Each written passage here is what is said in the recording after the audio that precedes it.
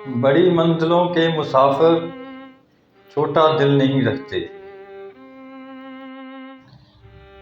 زبر نہیں بلکہ زیر ہو جا، کیونکہ آگے پیش بھی ہونا ہے۔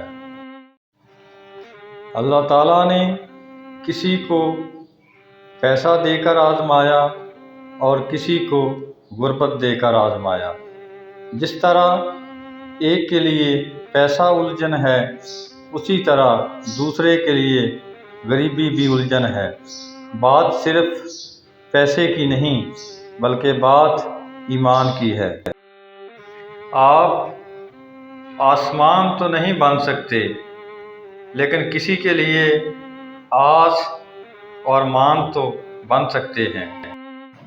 اللہ تعالیٰ کی عطاؤں پر الحمدللہ اور اپنی خطاؤں پر استغفر اللہ کہنا اللہ تعالیٰ کو بہت پسند ہے۔ گناہ کے دوران موت نہ آنا اور گناہ کے بعد توبہ کی مہلت ملنا اللہ پاک کا بہت بڑا احسان ہے۔ اپنوں کی غلطیاں بھی اپنی ہی ہوتی ہیں، مل جل کر سدھار لینی چاہیے۔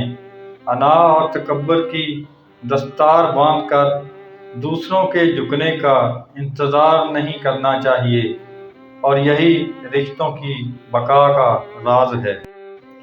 چیخ و پکار انسان کے وقار میں کمی کا باعث بنتی ہے، لہذا لوگوں کو اپنی خاموشی سے خوف زدہ کرنا سیکھیں۔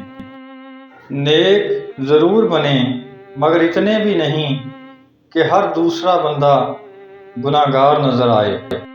ایک فقیر اپنے فقر سے اتنی ہی محبت رکھتا ہے جتنا ایک دولت مند اپنی دولت سے۔